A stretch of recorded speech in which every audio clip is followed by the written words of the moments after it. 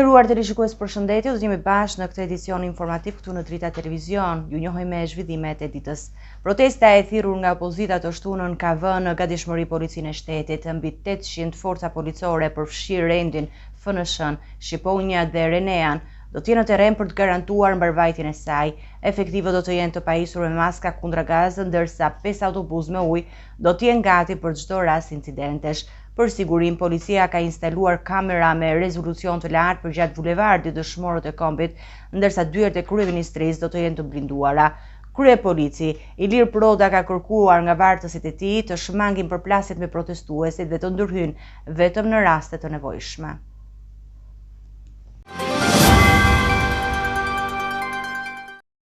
Opozita do të zhvillojë një protestë këtë të shtunë për mbylljen e TikTok-ut duke kërkuar rishikimin e vendimit të qeverisë. Policia ka marrë një sërmasash për mbarvajtjen e tubimit duke kufizuar qarkullimin në disa rrugë të Tiranës, ndërsa do të ketë devijime të trafikut. Opozita ka njoftuar organizimin e protestës me 15 mars kundër mbylljes së platformës TikTok nga qeveria shqiptare. Protesta do të mbahet para kryeministrisë, duke filluar nga ora 19 dhe do të përfundojë në orën 21. Ajo ka për qëllim të shprehë pakanësitë ndaj masave të marra nga autoritetet për të ndaluar këtë platformë, e cila është përdorur nga mijëra qytetarë shqiptar. Për të siguruar rendin dhe mbarvajtjen e tubimit, policia e shtetit ka marrë një sërmasash për të menaxhuar fluksin e trafikut dhe për të garantuar sigurinë e protestuesve. Sipas njoftimit të policisë, do të ketë kufizim të qarkullimit në disa segmente të Tiranës. Qarkullimi i automjeteve do të ndalohet nga ora 14 në bulevardin Dëshmorët e Kombit, përkatësisht nga kryqëzimi pranë Ministrisë së Brendshme deri te sheshi Nën Tereza, si dhe rrugët Ismail Qemali, Ukraina e Lirë dhe Papa Gjëmpali 2. Gjithashtu do të vendosen kufizime në akset rrugore rreth protestës, përfshirë bulevardet kryesore dhe disa rrugë të tjera të rëndësishme. Policia ka paralajmëruar se mund të ketë edhe kufizime të tjera nëse situata e kërkon, duke pasur parasysh masivitetin e protestës dhe mundësinë e bllokimit të disa akseve kryesore. Në rast bllokimi, policia ka bërë të ditur se ka parashikuar një plan të detajuar për devijimin e trafikut në rrugë alternative për të lehtësuar lëvizjen e qytetarëve që do të udhëtojnë në këto segmente. Autoritetet kanë kërkuar nga qytetarët që të respektojnë udhëzimet e policisë dhe të planifikojnë udhëtimet e tyre për të shmangur vonesat gjatë protestës. Në një fjalim të tij, duke u përgjigjur pyetjeve të qytetarëve, kreu i Partisë Demokratike Sali Berisha ka akuzuar kryeministrin Edi Rama dhe partinë e tij për përzgjedhjen e kandidatëve të lidhur me afera korruptive me krimin. Sipas Berishës, grupi i parë i listës së kandidaturave të Ramës përbëhet nga individ që kanë dosje të rënda në SPAK dhe janë të përfshirë në disa nga aferat më të mëdha korruptive në vend. Ai përmendi veçanërisht Auland Ballën si simbol të këtij grupi. Kryetari i Partisë Demokratike Sali Berisha sulmoi sërish listat e hartuara nga Partia Socialiste me kandidatët për deputet për garën e 11 majit. I listës Edi Ramës janë që të gjithë pa përjashtim me dosje të rënda, SPAK-u, aferash korruptive ndër më të mëdhat dhe lidhje me krimin ndër më të tmerrshme, me përfaqësues të shëmtuar të bandave më kriminale të vendit. Ministra që kanë vjedhur, kanë zhdukur miliarda euro. Grupi tjetër është grupi i patronazhis dhe famzi, të cilët nuk kanë ligj as moral, mercenar të vërtet, që përdorin pushtetin, që shkelin kushtetutën për privilegjit e tyre dhe për të mbrojtur pushtetin. Më shumti pra në katarët e SPAK-ut, që ka dosje në SPAK, patronazhistët si terroristë elektoral dhe së fundit turistët që s'përfaqësojnë asgjë, as një krahin, as një vend, as një komunitet. Faleminderit. Sali Berisha është i bindur se me 11 maj fitoria do t'i takojë opozitës dhe Partia Demokratike do të rikthehet në pushtet. Unë jam i bindur që 11 maj do t'jetë një fitore e thellë e koalicionit për Shqipërinë madhështore. Dhe kudo që shkoj, ka një entuziazëm të madh të qytetarët që nuk e kam ndjerë ndonjëherë më parë. Aleatët tanë të marrë së bashku pa Partinë Demokratike përfaqësojnë 26% të zgjedhësve të Shqipërisë me vota sipas librave elektorale. Pasi PD-ja të jetë në mazhorancë, Berisha premtoi gjatë një peshbisedimi me qytetarët rritjen e pagave minimale, mbështetje për sektorin e bujqësisë dhe heqjen e pagesave për kalimin në rrugët e vendit. Kryeministri Edi Rama i bëri thirrje shqiptarëve që të votojnë Partinë Socialiste me 11 maj, duke cilësuar atë si forcën e vetme politike që garanton antarësimin në Bashkimin Evropian. Në podcastin e tij ai theksoi se vota për Partinë Socialiste është vota për pasaportën evropiane. Sipas tij, antarësimi në Bashkimin Evropian do të sjellë më shumë të drejtë për shqiptarët, përfshirjen, lirinë e lëvizjes dhe sigurimet shoqërore të barabarta me qytetarët e Bashkimit Evropian. Kryeministri i vendit Edi Rama bëri thirrje të gjithë shqiptarëve që të votojnë masivisht për Partinë Socialiste në zgjedhjet e 11 maj, duke cilësuar atë si forcën e vetme politike që mundi të çojë përpara procesin e antarësimit të vendit në Bashkimin Evropian. Në episodin e fundit të podcastit të tij flasim, Rama nisi me një monolog të gjatë teksa mbante në dorë pasaportën shqiptare, duke lidhur atë me të ardhmen evropiane të vendit.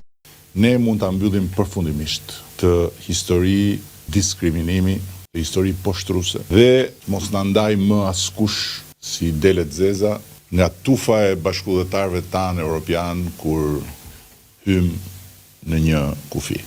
Ka vetëm një mundësi dhe vetëm një rrugë të bashkohet dhe me votën e bashkuar të na jap këtë mundësi që të pajisim çdo shqiptar dhe çdo shqiptare me pasaportën e BE-s brenda kësaj dekade. Në këtë episod të podcastit Rama prezantoi edhe ekipin e Partisë Socialiste për zgjedhjet e 11 maj, duke i thënë se cilit prej kandidatëve më hapësirë për të u drejtuar votuesve. Ai theksoi rëndësinë e një mbështetje të gjerë për Partinë Socialiste, duke theksuar se kjo është e vetmja mënyrë për të garantuar vijimin e reformave të nevojshme për integrimin e Shqipërisë në Bashkimin Evropian.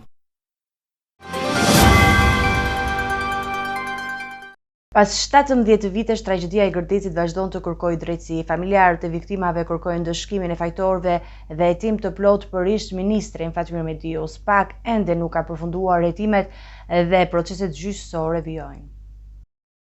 Me 15 mars 2008, një shpërthim masiv në fabrikën e demontimit të municionit në Gërdec mori jetën e 26 personave, shumica punonjës të fabrikës dhe banorë të fshatit, ndërsa 300 të tjerë u plagosën në rënd. Qindra shtëpiu shkatruan dhe dëmi materiali shkaktuar nga ky shpërthim i fuqishëm është i pallogaritshëm. Kjo ngjarje tragjike ka lënë pas një dhimbje të thellë për familjen e viktimave, që ende sot 17 vjet më vonë kërkojnë drejtësi. Hetimet fillestare zbuluan se shkaku i shpërthimit ishte futja në perimetrin e fabrikës një karroce të sapo salduar. Ndërkohë doli në dritë jo vetëm punësimi i punorëve të patrajtuar që punonin për demontimin e municioneve, por edhe skandali i shfrytëzimit të ushtrisë për transportin e municioneve dhe vendosja e një fabrike demontimi pranë një zone të banuar, duke rrezikuar kushtu jetën e banorëve. Një prej figurave më të forta në luftën për drejtësi është Zamira Durda, nëna e Risonit, një fëmijë 7 vjeçar i cili humbi jetën në tragjedinë e Gërdecit. Ajo ka bërë kërkesë të vazhdueshme për hetimin e ish-ministrit të mbrojtjes Fatmir Mediu, i cili akuzohet për shpërdorim detyre në lidhje me tragjedin. Familja Durda ka arritur të vërë në lëvizje SPAK-un që ka rihapur hetimet për këtë ngjarje, ndërkohë që ish-ministri Mediu është aktualisht në gjykim për shpërdorim detyre në 2 nivele, sipas kodit penal dhe kodit ushtarak. Proceset gjyqësore lidhur me tragjedinë janë ende të hapura dhe SPAK vijon hetimet për Gërdecin, edhe pse ende nuk ka arritur një përfundim të plot për këtë çështje që ka tronditur të gjithë Shqipërinë. Familjarët e viktimave, të cilët nuk kanë hequr dorë nga kërkesa e tyre për drejtësi, vijojnë të mbështesin me forcë proceset gjyqësore dhe të kërkojnë përgjegjësinë e të gjithë atyre që kontribuan në këtë tragjedi të tmerrshme.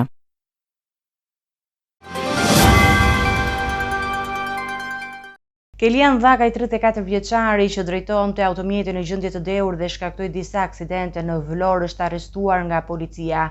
Ai përplasi disa makina përfshirë ato të policisë dhe u përpoq të largohej. Testi i alkoolit tregoi një nivel prej 1.29 mg per litër. Përveç shkatërimit të pronës, ai përballet dhe me akuza të shumta të kundërshtimit dhe shkeljeve të rregullave të qarkullimit rrugor.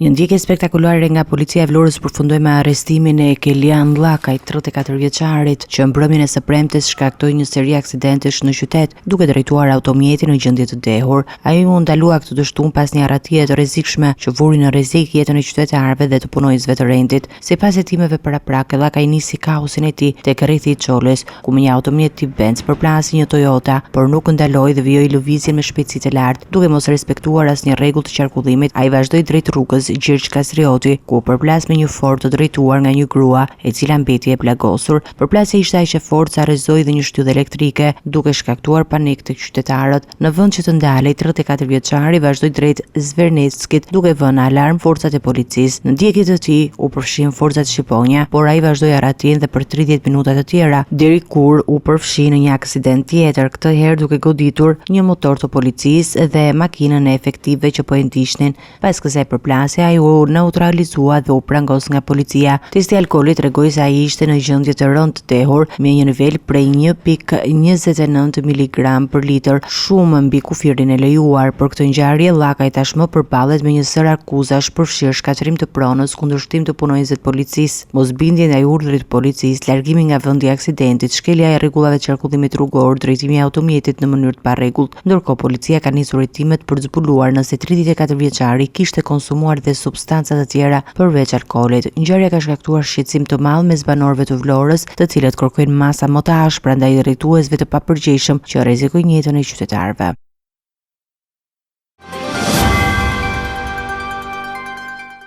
Dy kushërit, Andon dhe Nikosina, të kërkuar nga autoritetet italiane për vrasjen dhe plagosjen, janë arrestuar në Dibër pas një periudhe të gjatë fshehjeje. Ata janë dënuar për vrasjen dhe plagosjen e dy shqiptarëve në vitin 1999 dhe tani po priten procedurat për ekstradimin e tyre në Itali. Dy kushërit, Andon dhe Nikosina, 51 dhe 48 vjeç, janë arrestuar nga forcat operacionale në Dibër pas një periudhe të gjatë fshehjeje. Ata ishin listuar mes 100 personave më të kërkuar nga autoritetet italiane dhe ishin dënuar në vitin 2006 nga gjykata e apelit të Napolit me nga 14 vjet e 11 muaj burgim për secilin. Ngjarja me cilën janë dënuar ndodhi në vitin 1999 kur Andoni dhe Nikosina, pas një konflikti për ndarjen e fitimeve nga veprimtaria e palishme, vrajnë një shqiptar dhe plagosën një tjetër me mjete të forta. Arrestimi i dy kushërive sina, të cilët ishin fshehur në identitete të ndryshme në Shqipëri, u realizua fal koordinimit të ngushtë mes Interpol Tirana dhe policisë italiane. Pas arrestimit, autoritetet shqiptare dhe italiane kanë nisur procedurat për ekstradimin e tyre në Itali, ku do të përballen me dënim të mëtejshëm për krimet e kryera. Në të njëjtën kohë, ky arrestim pasoi një sër operacionesh ndërkombëtare të suksesshme për kapjen e individëve të kërkuar nga autoritetet italiane, duke demonstruar forcimin e bashkëpunimit mes agjensive të rënd të dy shteteve në luftën kundër krimit ndërkombëtar.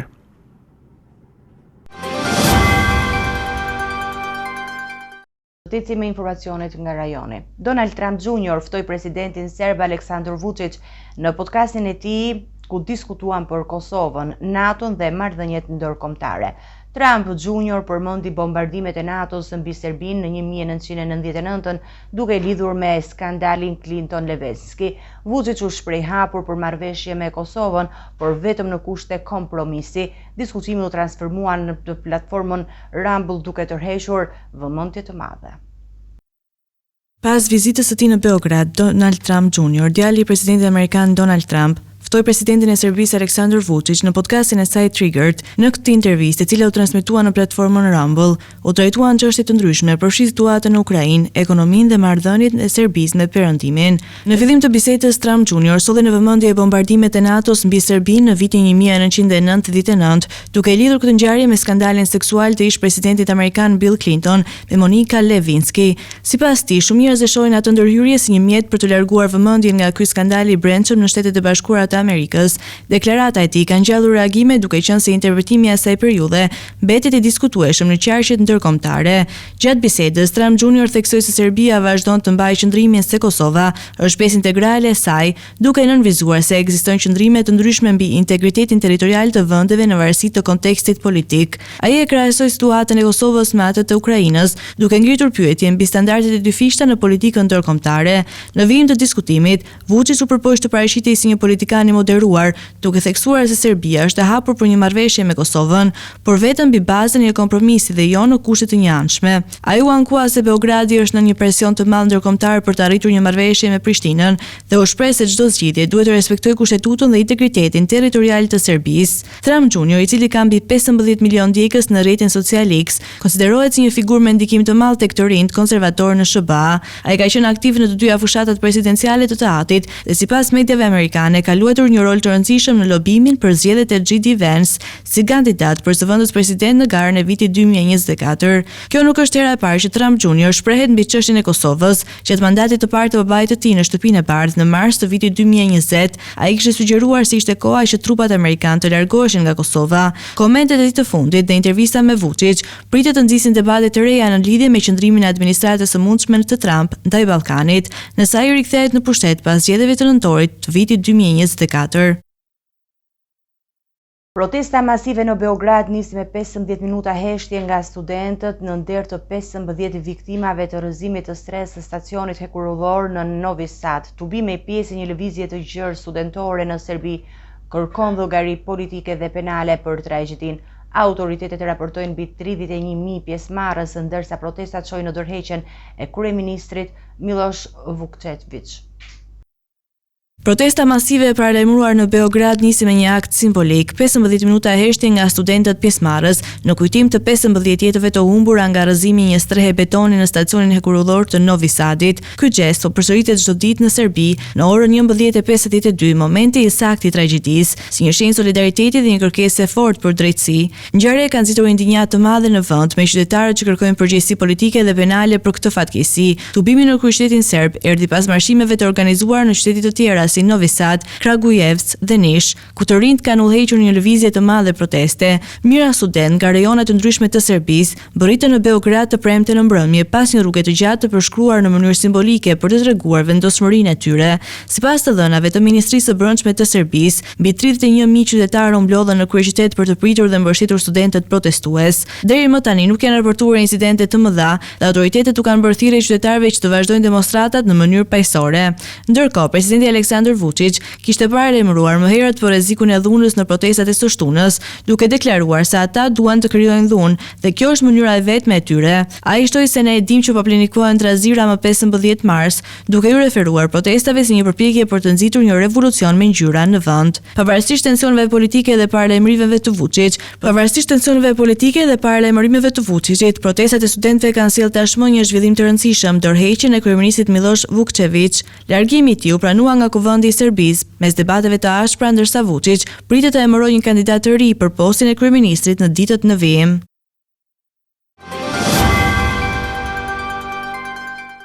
Do të ecim me zhvillimet nga bota. Donald Trump shpreh optimizëm për një zgjidhje paqësore në Ukrainë, ndërsa Vladimir Putin sinjalizoi gatishmëri për dialog. Kremlini konfirmon diplomacinë e fshehtë me Washingtonin, ndërsa tensionet mbeten të larta. Zelenski e sheh ofertën ruse si manovër taktike, ndërsa G7 paralajmëron sanksione të reja ndaj Moskës nëse nuk pranon armëpushimin. Në Washington po shtohen sinjalet pozitive për një përfundim të mundshëm të luftës në Ukrainë, ndërsa mekanizmi diplomatik i propozuar nga Donald Trump duket se po ecën përpara. Presidenti rus Vladimir Putin, gjatë mbledhjes së zakonshme të Këshillit të Sigurisë, deklaroi se fokusi i takimit do të ishte rikthimi i marrëdhënieve ruso-amerikane. Në këtë diskutim morën pjesë dhe ministri i jashtëm Sergej Lavrov dhe kryeu i FSB-s Sergej Naryshkin, i cili pak më herët kishte zhvilluar një telefonat me homologun e tij amerikan, drejtorin e CIA-s John Ratcliffe. Kjo sinjalizon se mes Moskës dhe Washingtonit po zhvillohet një diplomaci e fshehtë, siç vën në dukje gazeta italiane Corriere della Sera. Donald Trump, i cili vazhdon të luajë një rol të rëndësishëm në përpjekjet për paqe, kishte shkruar në platformën e tij sociale se shanset për t'i dhënë fund luftës janë shumë të mira. Ai gjithashtu i bëri thirrje Putinit që të shmangë më shumë viktima mes ushtarëve ukrainas të rrethuar nga trupat ruse, veçanërisht në rajonin e Kurskut, ku Moska po vazhdon avancimin. Në përgjigje të kësaj thirrjeje, Putin deklaroi se e mirëkupton apelin e Trumpit dhe e konsideron të bazuar në konsiderata humanitare. Megjithatë, ai theksoi se për një armëpushim efektiv duhet një urdhër nga udhëheqja ushtarake e Ukrainës që trupat e saj të dorëzohen. Ky kusht u prit me skepticizëm në Kiev, ku presidenti Volodymyr Zelenski interpretoi si një përpjekje të Moskës për të sabotuar negociatat, duke vendosur kushte të papranueshme. Nga ana tjetër, Gjermania ishte lëvizjet e Kremlinit si një strategji për të fituar kohë, ndërsa zëdhënësi i Putinit, Dmitri Peskov, konfirmoi se ende nuk është caktuar një datë për një bisedë direkte mes Trumpit dhe Putinit, por të dyja palët janë të vetëdijshme për domosdoshmërinë domosdoshmërinë e një dialogu të tillë. Ndërkohë, sekretari amerikan i shtetit Marco Rubio ka nënshkruar një deklaratë G7 ku ministrat e jashtëm dhe përfaqësuesi i lartë të Bashkimit Evropian paralajmërojnë masa të ashpra nëse Rusia nuk pranon një armëpushim të menjëhershëm. Këto masa përfshin sanksione të reja ekonomike, kufizime të çmimeve të naftës dhe rritje të ndihmës për Ukrainën. Në këtë klim të ndërlikuar, diplomacia vazhdon të jetë në një fazë kritike, ku çdo lëvizje mund të ndikojë rrjedhën e konfliktit dhe balancat e fuqisë midis Perëndimit dhe Rusisë. Donald Trump po shqyrton masa të reja kufizuese për vizat duke ndaluar ose pezulluar pjesërisht hyrje në Shtetet e Bashkuara të Amerikës për qytetarët e 43 vendeve, ndërsa 11 vende mund të përballen me ndalim të plotë të vizave. 10 të tjera do të kenë kufizime të pjesshme. Në listë me 22 shtete, përfshirë Bielorusinë dhe Pakistanin, do të ketë 60 ditë për të përmirësuar mangësitë e identifikuara. Ish presidenti Donald Trump përshqyrton vendosjen e kufizimeve të reja për vizat e qytetarëve nga 43 vende, duke përfshirë masa drastike për disa shtetas bielorus dhe rregulla më të rrepta për vizat ruse. Sipas New York Times, një memorandum i përgatitur nga administrata e Trump propozon ndalimin e plotë ose të pjesshëm të vizave për shtetasit të këtyre vendeve, bazuar në kritere sigurie dhe bashkëpunimi diplomatik. Lista ndahet në 3 grupe. Grupi i parë përfshin 11 vende si Afganistani, Irani, Siria, Kuba dhe Korea e Veriut, për të cilat propozohet ndalimi i plot i vizave. Grupi i dytë me 10 vende, përfshir Eritren, Haitin, Laosin dhe Myanmarin, do të përballet me pezullime të pjesshme, kryesisht për viza turistike dhe studentore. Grupi i tretë, që përfshin 22 vende, mes tyre Bielorusin, Pakistanin dhe Turkmenistanin, ka 60 ditë për të përmirësuar bashkëpunimin mes SBA-s për të shmangur kufizimet e reja. Një zyrtar amerikan deklaroi se lista është ende në shqyrtim dhe kërkon miratimin e sekretarit të shtetit Marco Rubio, si dhe të administratës. Këto masa vijnë pas një urdhri ekzekutiv të nënshkruar nga Trump më 20 janar, i cili kërkon verifikime më të rrepta për të identifikuar rreziqet e mundshme për sigurinë kombëtare. Asnjë vend ballkanik nuk është përfshirë në listë. Presidenti Donald Trump nënshkroi një urdhër ekzekutiv për shpërbërjen e 7 agjencive federale, duke përfshirë ato që mbikëqyrë zërin e Amerikës. Masat përfshin shkurtimin e stafit dhe ndalimin e përdorimit të materialeve nga disa agjenci. Ky vendim ka shkaktuar reagime të forta në sektorin mediatik dhe politik. Presidenti i Shteteve të Bashkuara të Amerikës Donald Trump ka firmosur një urdhër ekzekutiv për shpërbërjen e 7 agjencive federale, duke përfshirë Agjencinë Amerikane për Mediat Globale, e cila mbikëqyr zërin e Amerikës, dhe disa media të tjera të financuara nga qeveria amerikane. Sipas New York Times, presidenti ka kërkuar eliminimin e funksioneve që nuk janë të detyrueshme me ligj dhe reduktimin e stafit në minimum. Në kuadër të kësaj mase, USAGM ka ndërprer kontratat me Associated Press, Reuters dhe Agence France Presse, duke i ndaluar gazetarët saj përdorimin e materialeve nga këto agjenci lajmesh. Kari Lake, e cila është emëruar nga Trump për të drejtuar zërin e Amerikës, e justifikoi këtë vendim si një mas kursimi prej $53 milion. Vendimi për të mbyllur disa nga këto agjenci dhe për të kufizuar burimet e informacionit ka ngritur shqetësime për ndikimin e administratës në mediat publike. Shumë kritikë e shohin këtë si një përpjekje për të kontrolluar narrativën mediatike dhe për të kufizuar raportimin e pavarur. Megjithatë, administrata e Trump e ka mbrojtur këtë lëvizje si një mas për uljen e shpenzimeve dhe rritjen e efikasitetit të qeverisë federale. Të nderuar teleshikues, do të njihemi me parashikimin e motit. Drejtori shqiptar për datën 16 mars 2025 parashikohet të përshkohet nga një mot i paqëndrueshëm. Sipas parashikimeve pritet një ditë me vranësira dhe rreshje shiu. Temperatura minimale parashikohet të jetë 5 gradë Celsius dhe temperatura maksimale parashikohet të jetë 25 gradë Celsius. Era pritet të fryjë me drejtim nga jugperëndimi me një shpejtësi maksimale e cila do të arrijë deri në 10 metra për sekond, çka do të bëjë të krijohen dallgëzime 2 deri në 4 ball, ndërsa temperaturat minimale dhe maksimale për disa nga qytetet kryesore të Shqipërisë do të jenë si vijojnë. Shkodër 10 deri në 17 gradë Celsius.